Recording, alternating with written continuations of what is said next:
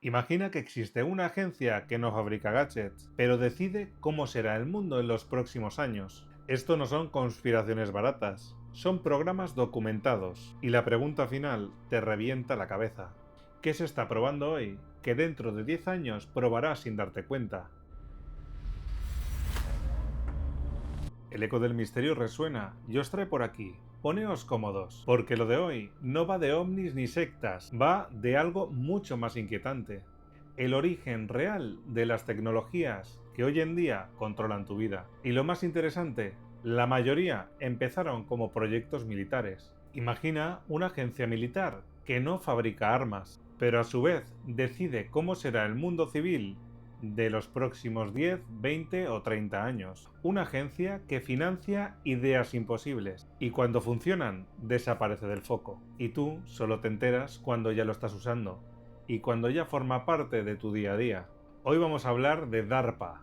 Tal vez muchos ya lo conozcáis, otros no lo hayáis escuchado nunca. Os invito a quedaros. Para entender a DARPA hay que viajar un poquito al pasado, exactamente a la Guerra Fría. En ese contexto podemos entender que un fallo de comunicación podía suponer perder una guerra. Estados Unidos necesitaba, en esa época, algo que sonaba en ese entonces un poco absurdo. Necesitaba una red que siguiera funcionando aunque una parte estuviera destruida. Esa idea y ese proyecto tenía nombre, ARPANET. 29 de octubre de 1969. UCLA intenta enviar una palabra a Stanford. La palabra era login, pero solo llegaron dos letras, la L y la O, y el sistema cayó. Ese primer mensaje está documentado como el primer mensaje de ARPANET, y lo fuerte no es el fallo, lo interesante es lo que vino después. Esa red, creada por necesidad militar, terminó convirtiéndose en el esqueleto del Internet actual, que hoy en día usas para trabajar, comprar o ver este vídeo. Y atención a este detalle, en 1968 ya había un plan formal presentado dentro de DARPA para ponerlo en marcha. Es decir, no era una idea suelta, era estrategia. DARPA no predice el futuro, DARPA lo financia, lo prueba y si funciona, lo suelta al mundo. Y esto solo fue el principio. Ahora imagina esto, eres un piloto y estás en la base y te dicen, vas a volar en un avión que técnicamente no debería verse, no en concepto de magia,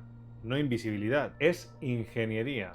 Ingeniería militar. En los 70 se desarrolla un concepto que cambia la guerra. Stealth no es desaparecer, es reflejar tan mal en el radar que pareces un pájaro o directamente nada. Uno de los demostradores clave se llamó Half Blue, un prototipo de pruebas que fue la base conceptual de la aviación furtiva moderna. Lo inquietante aquí es la idea. Durante décadas la gente pensaba que si algo volaba, el radar debería verlo, hasta que alguien en proyectos de alto riesgo decidió romper esa regla. Y ahí está DARPA, no como fábrica, como acelerador de ideas que si salen bien cambian el tablero. Y ahora viene el tercer golpe, el que toca a tu vida directamente. Después del 11S aparece una obsesión. ¿Y si pudiéramos detectar una amenaza antes de que ocurra? Y aquí nace una idea que si la escuchas por primera vez suena a distopía. El proyecto se llama Total Information Awareness. El objetivo, integrar y analizar grandes cantidades de información para encontrar patrones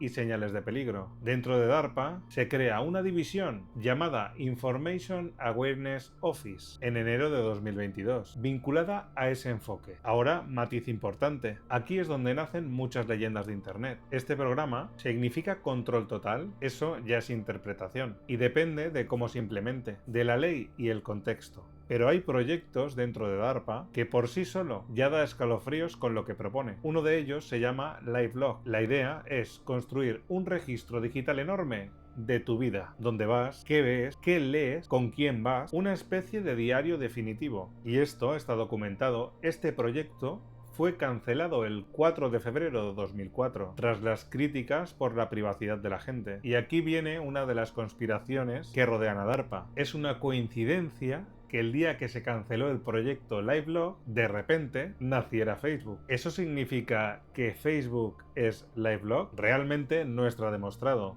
Y como digo, es una conspiración más. Lo único que tenemos sobre la mesa son coincidencia de fechas, pero lo realmente inquietante no es la conspiración, sino que es mucho más simple. La visión de registrarlo todo no ha desaparecido, simplemente ha cambiado de manos. Hay análisis periodísticos que lo señalan como parte de lo que se temía y cómo finalmente ha terminado materializándose, simplemente en un área de datos privados. Y aquí viene la pregunta que te quiero dejar clavada. Si una agencia estatal imagina una tecnología y la sociedad la rechaza por miedo, ¿qué pasa cuando esa tecnología viene disfrazada de gratis, viene disfrazada de social, viene disfrazada de cómodo? Me gustaría saber tu opinión. Y si piensas que todo esto son solo conspiraciones. También, si estás entre las dos opciones, realmente usas estas redes sociales, compartes tu vida o simplemente la usas para ver la vida de los demás. Y en qué parte piensas que si todo esto fuera real, al final tú también estarías dentro del programa. Hubieras caído y hubieras sido esa persona que ha mordido la trampa. ¿Piensas que estas redes sirven como una especie de control?